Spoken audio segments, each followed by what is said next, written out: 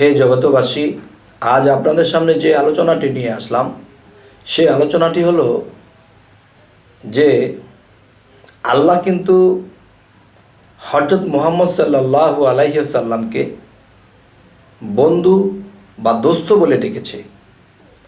তবে মুহাম্মদ সাল্লাল্লাহু আলাইহি সাল্লামকে দেখা গেছে তিনি আল্লাহকে সেজদা করেছে। যাকে সেজদা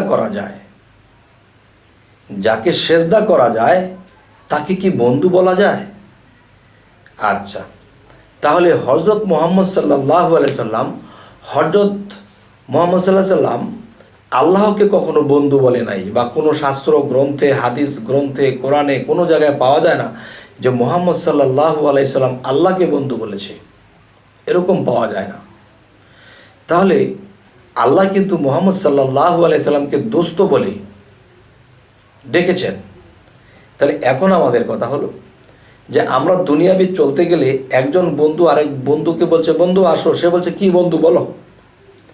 কিন্তু হযরত মুহাম্মদ সাল্লাল্লাহু আলাইহি সাল্লামকে যে আল্লাহ বন্ধু বলে ডেকেছে, কিন্তু তিনি মুহাম্মদ সাল্লাল্লাহু আলাইহি সাল্লাম তিনি তো আল্লাহকে কখনো বন্ধু বলে ডাকেনি। এর কারণ কি?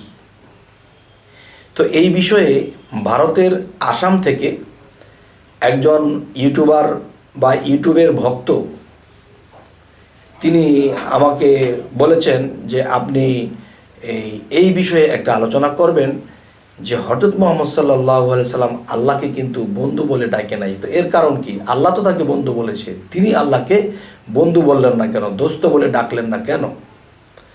তো এই কথার জবাবটা যদি আমি দিতে যাই, তাহলে আমি যদি মুখে বলি তাহলে হয়তো অনেকের কাছে গণ্য হবে, তো অনেকের কাছে গণ্য হবে না কথাটি। তাই আমি বলবো যে কালেমা ইমানে মুফাসসাল আছে, কালেমা শাহাদাত আছে। আচ্ছা, সেই কালেমার দিকে গেলাম না, আমরা আসি কালিমায়ে তাইয়্যিবা লা ইলাহা ইল্লাল্লাহু মুহাম্মাদুর রাসূলুল্লাহ।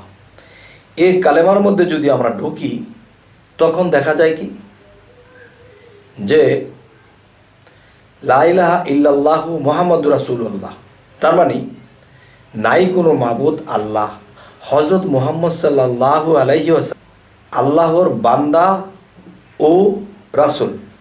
তাহলে দেখেন যে লা ইলাহা ইল্লাল্লাহু মুহাম্মাদুর রাসূলুল্লাহ, নাই কোনো মাবুদ আল্লাহ ছাড়া, হযরত মুহাম্মদ সাল্লাল্লাহু আলাইহি ওয়াসাল্লাম আল্লাহর বান্দা ও রাসূল।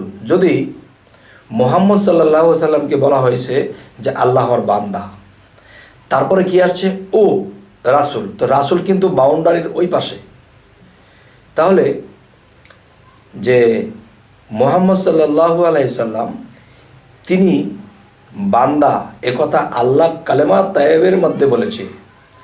আমরা কালেমা পাঠ না করলে মুসলমান হতে পারবো না, কিন্তু এই কালেমার মধ্যে আল্লাহ কি বলেছেন যে হযরত মুহাম্মদ সাল্লাল্লাহু আলাইহি ওয়াসাল্লাম আল্লাহর বান্দা ও রাসূল। তার মানে ও একটা বেড়া এবং এই বাউন্ডারির পরে হলো রাসূল, বান্দা ও রাসূল। তাহলে মুহাম্মদ সাল্লাল্লাহু আলাইহি ওয়াসাল্লাম বান্দা, রাসূলকে বলেছে আল্লাহ দোস্ত, বন্ধু। তাহলে রাসূল কি আল্লাহকে সেজদা করেছে? না, মুহাম্মদ সাল্লাল্লাহু আলাইহি সাল্লাম সেজদা করেছে। আর যে সেজদা করে সে বান্দা, গোলাম। গোলাম কি কখনো তার মালিককে বলতে পারবে হে দোস্ত? পারবে না। তাহলে কে পারবে? তাহলে রাসূল বিষয়টা কি? দেখেন, মুহাম্মদ সাল্লাল্লাহু আলাইহি সাল্লাম কিন্তু জন্ম নিয়েছে, কিন্তু রাসূল কিন্তু জন্ম নেননি। রাসূল কিন্তু আল্লাহর সৃষ্টি, আল্লাহ রাসূলকে সৃষ্টি করেছে। এবং এই মুহাম্মদ সাল্লাল্লাহু আলাইহি সাল্লাম যখন যোগ্যতা অর্জন করেছেন, সাধনা করেছেন, 14.5 বছর ধ্যান সাধনা করেছেন, তখন সাধনার মাধ্যমে আল্লাহ যখন সাধন শেষ করার পর যখন আল্লাহ ডাক দিল, আল্লাহ আরশে আজিমে নিয়ে যখন তার সাথে সাক্ষাৎ করলো, তখন তাকে রাসূল টাইটেল দেওয়া হলো। মানে রাসূল যে সৃষ্টি, সেই সৃষ্টি তার মধ্যে দেওয়া হলো। তখন মুহাম্মদ রাসূল হইল। আর সে রাসূলকে আল্লাহ দোস্ত, বন্ধু বলেছে, কিন্তু মুহাম্মদকে বলেনি। আর রাসূল যদি আল্লাহকে বন্ধু বলে এবং আল্লাহ যদি রাসূলকে বন্ধু বলে, রাসূল যদি আল্লাহকে বন্ধু বলে, তখন এখানে দোষের কিছু হবে না। কিন্তু মুহাম্মদ সাল্লাল্লাহু আলাইহি সাল্লাম তিনি বান্দা ও রাসূল। তবে রাসূল আর মুহাম্মদ দুই মিলে একাকার। রাসূলের সাথে আল্লাহ দুই মিলে একাকার এবং রাসূল মুহাম্মদের সাথে দুই মিলে একাকার।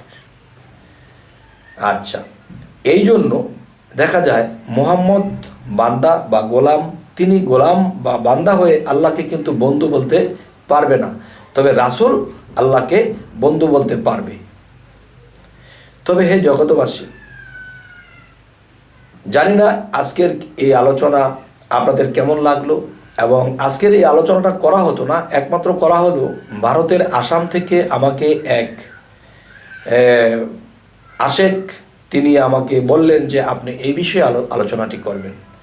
তাই আমি আজকে আপনাদের সামনে এই আলোচনাটি নিয়ে আসলাম যে আসলে যে দেখা গেছে মুহাম্মদ সাল্লাল্লাহু আলাইহি সাল্লাম এবং নবী এবং রাসূল